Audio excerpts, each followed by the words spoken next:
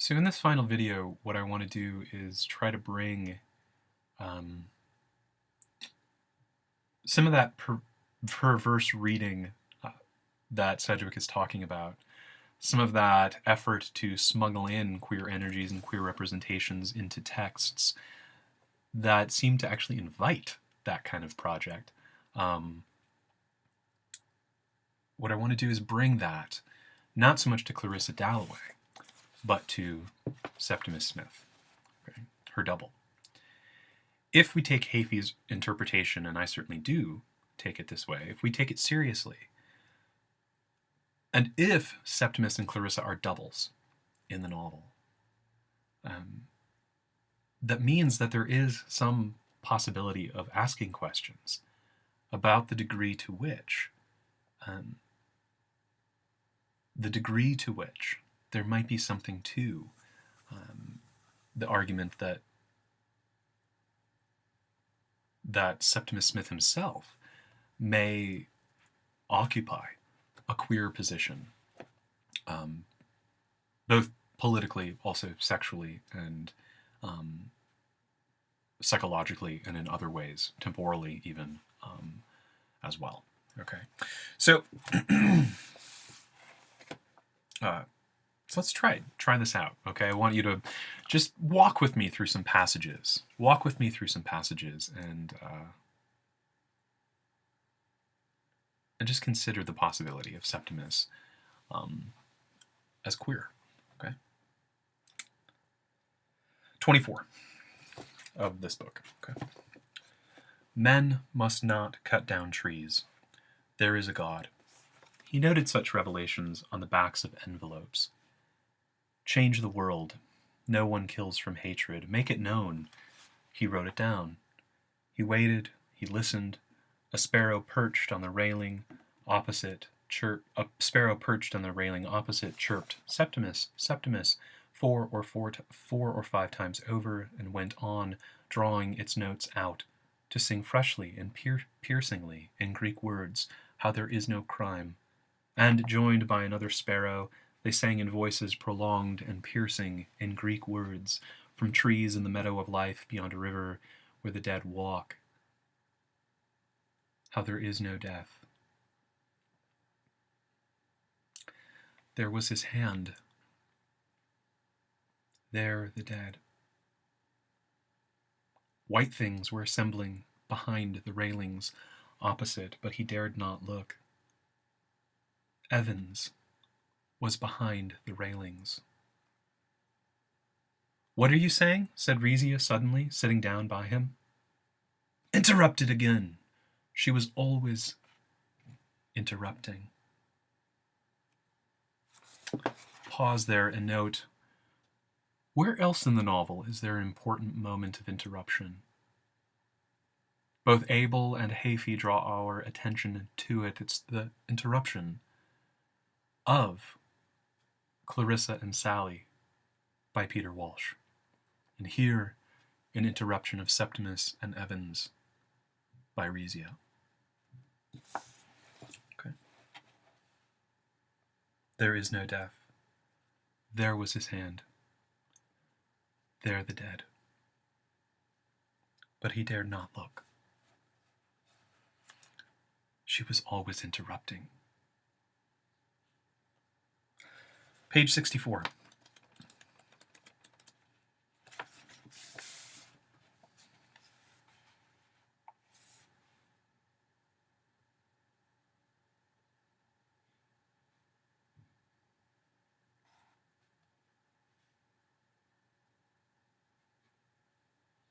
Sorry, I'm trying to find exactly where I wanted to go here.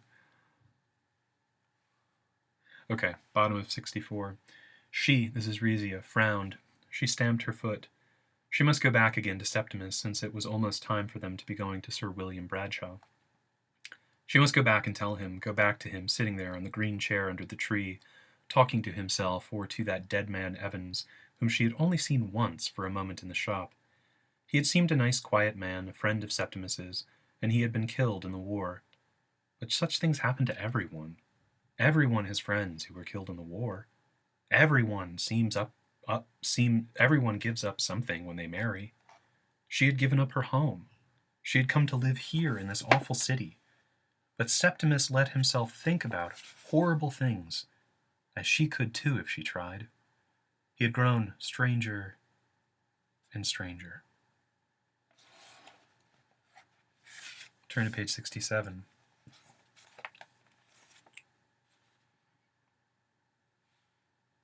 Okay.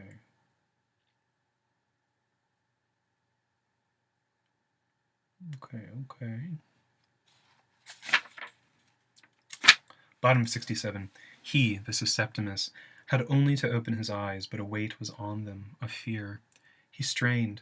He pushed. He looked. He saw Regent's Park before him. Long streamers of sunlight fawned at his feet. The trees waved, brandished. We welcome, the world seemed to say. We accept, we create. Beauty, the world seemed to say, and as if it to prove it scientifically, wherever he looked at the houses, at the railings, at the antelopes stretching over the palings, beauty sprang instantly. To watch a leaf quivering in the rush of air was an exquisite joy. Exquisite joy, exquisite moment. Up in the sky, swallows swooping, swerving, flinging themselves in and out, round and round, yet always with perfect control, as if elastics held them, and the flies rising and falling, and the sun spotting now this leaf, now that, in mockery, dazzling it with soft gold and pure good temper, and now and again some chime, it might be a motor horn, tinkling divinely on the grass stalks. All of this, calm and responsible as it was, made out of ordinary things as it was the truth now. Beauty, that was the truth now. Beauty was everywhere. It is time, said Riezia. The word time split its husk, poured its riches over him, and from his lips fell like shells, like shavings from a plane without his making them, hard, white, imperishable words, and flew to attach themselves to their places in an ode to time, an immortal ode to time. He sang. Evans answered from behind the tree. The dead were in Thessaly, Evans sang, among the orchids. There they waited till the war was over. And now the dead, now Evans himself. For God's sake, don't come, Septimus cried out, for he could not look upon the dead.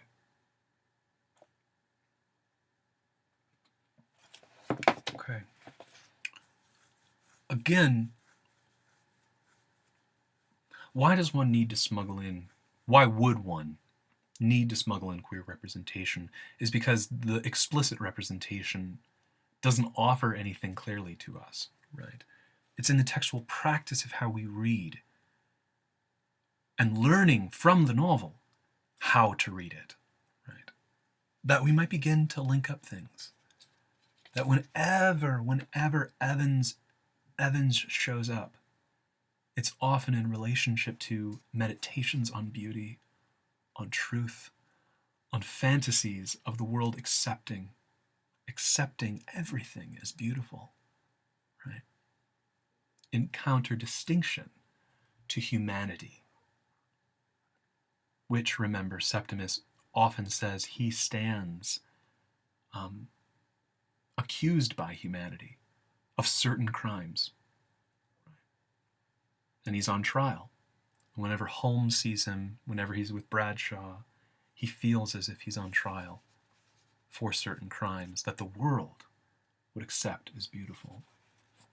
And here, among all that dense imagery of beauty and truth, and of time, and of moments, and of the exquisite, we get just a glimmer of Septimus singing and Evans, not Riezia, answering. On page 84, this is in Bradshaw's office. Actually, no, this is not Bradshaw's. Not yet. Actually, no. 67? Or is that what I just read to you? Yeah, I just read that to you. Okay. So, yeah.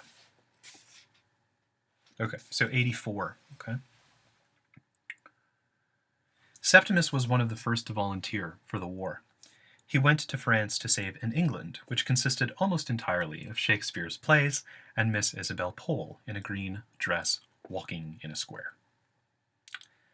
There in the trenches, the change which Mr. Brewer desired, a change occurs.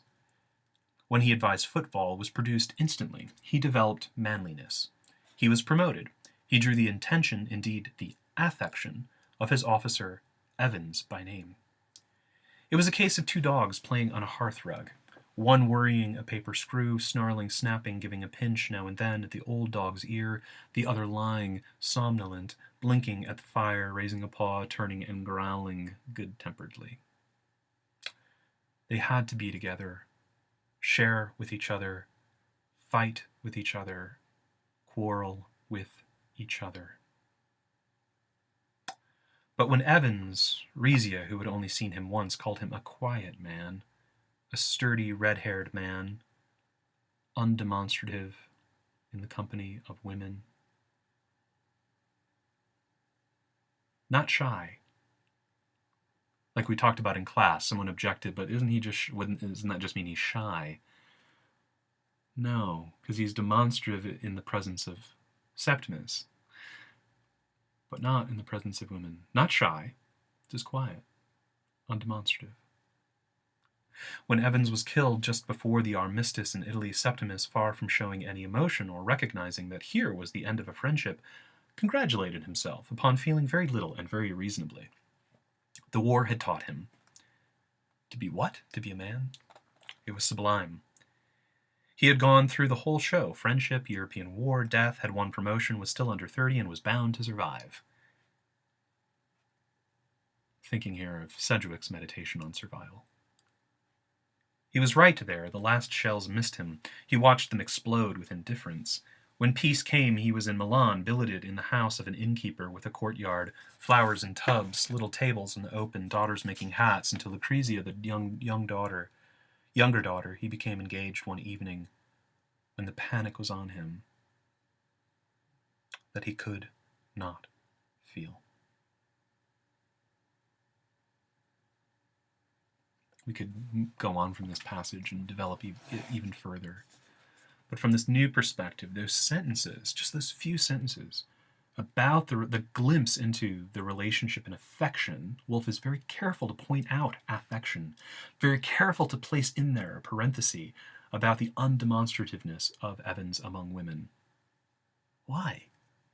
Right. Again, we can't ever really prove much of anything in terms of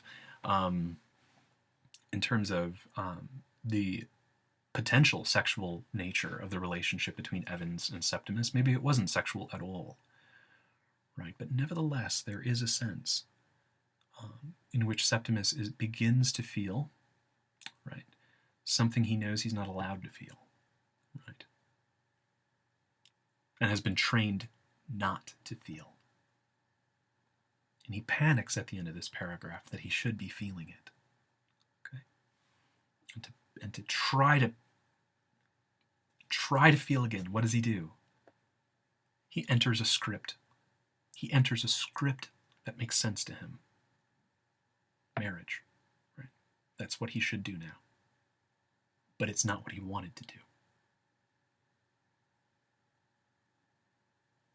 Again, I'm just suggesting something that would have to be further developed in a paper or in an argument, right? Turn to 87.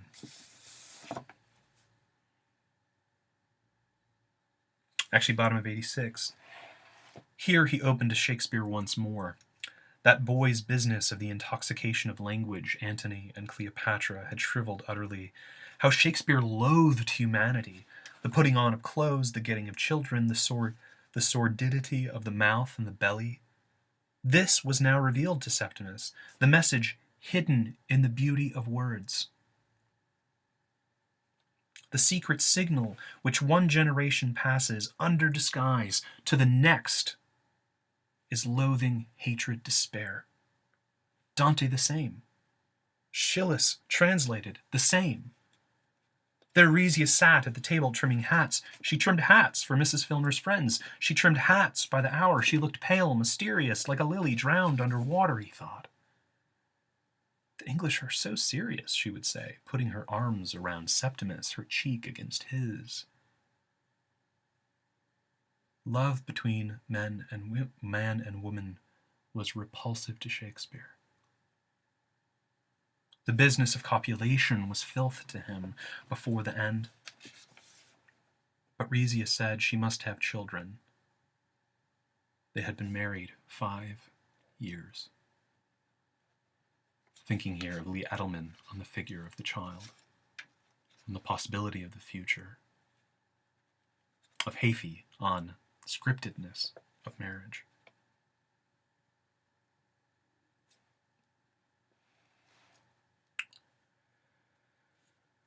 Page 89.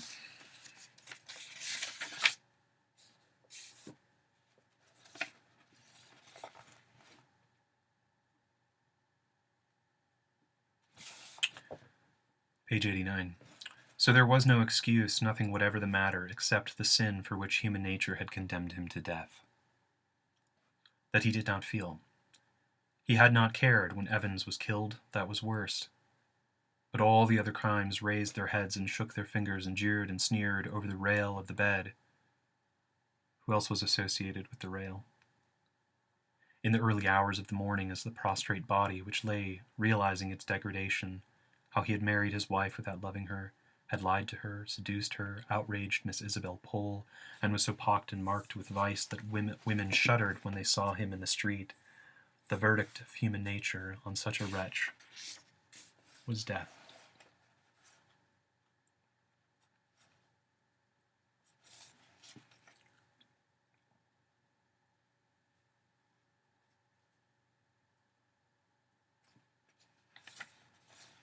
Evans is mentioned 2 pages later on 91. Turn to 94, though. This will be one of the last ones I'll quote.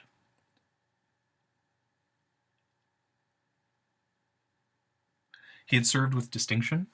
He really forgot. In the war itself, he had failed. Yes, he served with the greatest distinction, Resia assured the doctor.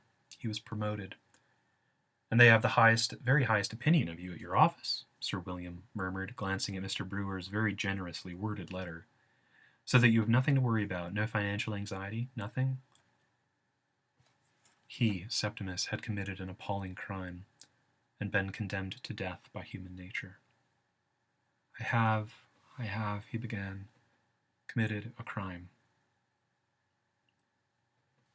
He has done nothing wrong whatever, Resia assured the doctor. If Mr. Smith would wait, said Sir William, he would speak to Mrs. Smith in the next room. Her husband was very seriously ill, Sir William said. Did he threaten to kill himself?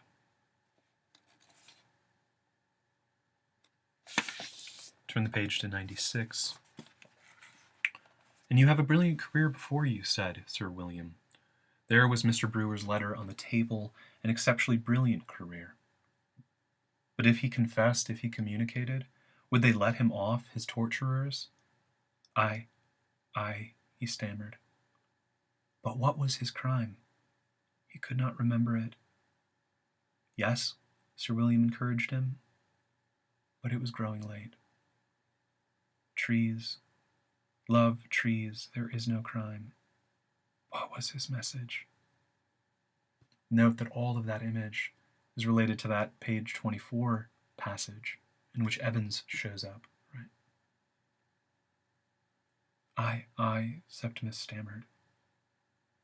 Try to think about yourself as little as possible, said Sir William, kindly.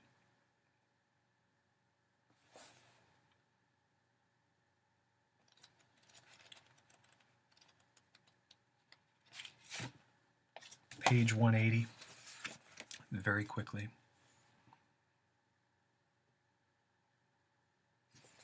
Well, first, note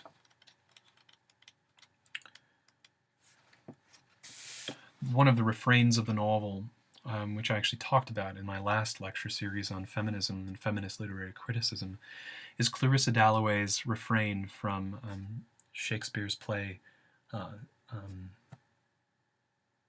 Cymbeline. Fear no more the heat of the sun, right? Fear no more the heat of the sun. In the scene leading up to Septimus's suicide, bottom of page 36, or partway down the page, or the middle paragraph, let's just say, coming and going, this is right after a long passage about Elizabeth Dalloway, coming, going and coming, beckoning, signaling, so the light and shadow, which now made the wall gray, now the bananas bright yellow, now made the strand gray, now made the omnibuses bright yellow, seemed to Septimus Warren Smith, lying on the sofa in the sitting room, watching the watery gold glow and fade, with the astonishing sensibility of some live creature on the roses on the wallpaper. Outside, the trees again, dragged their leaves like nets through the depths of the air. The sound of water was in the room, and through the waves came the voices of birds singing. Every power poured its treasures on his head, and his hand lay there on the back of the sofa, as he had seen his hand lie when he was bathing, floating on the top of the waves, while far away on shore he heard dogs barking and barking far away. Fear no more, says the body, heart in the body. Fear no more. Skipping to 145 to 46, this is when he kills himself. Holmes was coming upstairs. Holmes would burst open the door. Holmes would say, "In a funk, eh?" Holmes would get him, but no, not Holmes, not Bradshaw. Getting up rather unsteadily, hopping, indeed, from foot to foot, he considered Mrs. Filmer's nice clean bread knife, with bread carved on the handle. But one mustn't spoil that. The gas fire. But it was too late now. Holmes was coming. He's thinking about ways to kill himself. Razors he might have got, but Rezia, who always did that sort of thing, had packed them. There remained only the window, the large Bloomsbury lodging-house window, the tiresome, the troublesome, and rather melodramatic business of opening the window and throwing himself out. It was their idea of tragedy, not his or Rezia's, for she was with him.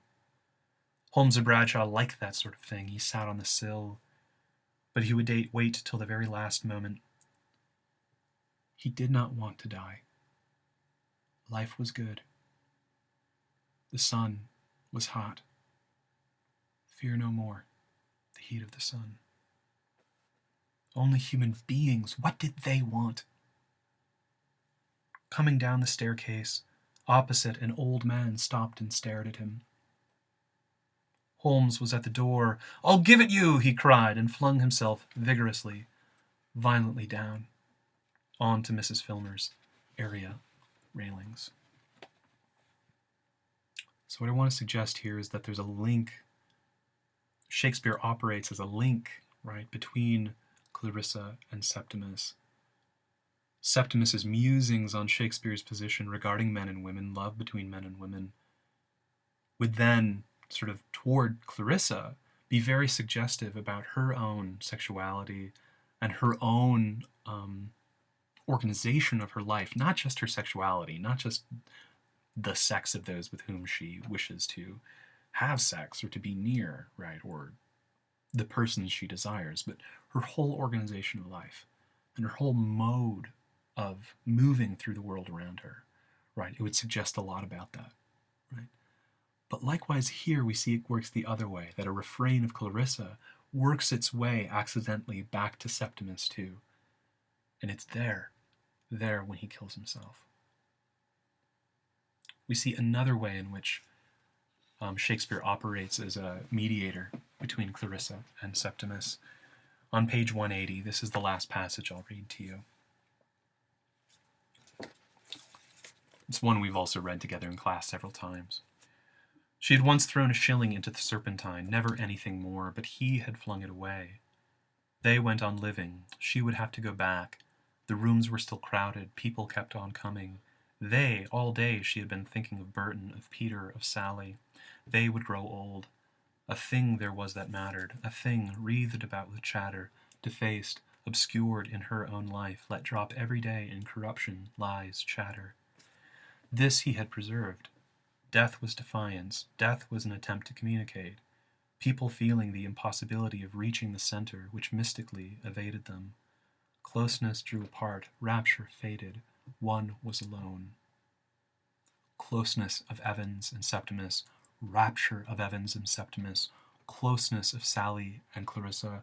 Rapture of Clarissa and Sally. One was alone. There was an embrace in death. But this young man who had killed himself, had he plunged holding his treasure?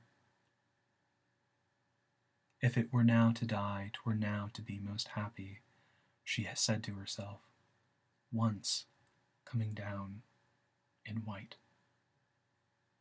So, the point here is not that Clarissa has some sort of insight into the sexuality of Septimus, or into his cultural condition, regardless of matters of sexuality, but rather the text's own practice of weaving together Clarissa's polymorphous sexuality, let's call it, and bringing it up, this last coming down in white, that's a memory that she associates with kissing Sally Seton, associating that with the quoting of the Shakespeare passage, fear no more, if it were now to die, 'twere now to be most happy, right, which then is associated with Shakespeare, who again is a link between Septimus and Clarissa. Did he plunge holding his treasure? What was his treasure? What was his crime? What was his defiance? What did he throw away? She just threw away a shilling.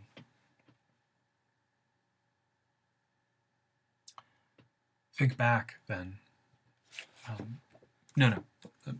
The point here is not, and I said this in class, not to out Septimus as gay, right? Although it's certainly plausible, given the passages I've just read, that he and Evans were lovers, regardless of whether or not Septimus was gay, right? Certainly plausible, and in fact, the more time I spend thinking about it, it's so obvious to me that he and Evans were, right, were lovers. The point is not that, because that would be mundane and pointless, right? So what that he is? But rather that can become a way to understand how his madness is not the only thing that keeps him marginalized in society. It's not the only thing for which any sort of future is cut off for him. And so there's plenty of room to do more than just sort of point at moments in the text that suggest a bit more about Septimus' sexuality. There's actually a great deal more to do in terms of how Septimus experiences time, how Septimus theorizes beauty, how he associates clusters of images together, how he builds desire, right, certain modes of desire for himself, how despite his madness, he has struggled to generate modes of existence and spaces of freedom. Right? And in that sense, if we can develop analyses of how he does that, then perhaps it's worthwhile smuggling in some queer energies and suggesting that Septimus himself, much like his double, is potentially queer. Okay. All right, and in doing so, we also participate in the work of queer studies to resist, to affirm, and to play with, experiment with the counter-normative. Okay. So whether the future is that which we abandon altogether as a project, if we inhabit queer studies, or whether it's about, as Haffey wants to do, disclosing moments in which the future has not yet been determined, that's the kind of project that reading of Septimus might make possible. Okay. All right, so I hope to put up more videos tomorrow going over what we talked about last week, and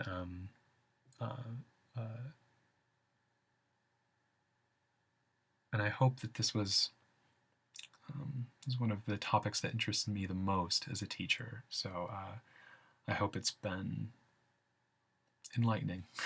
Okay. I'll see you on Tuesday. I almost said tomorrow, forgetting what day it was. But anyway, I'll see you Tuesday.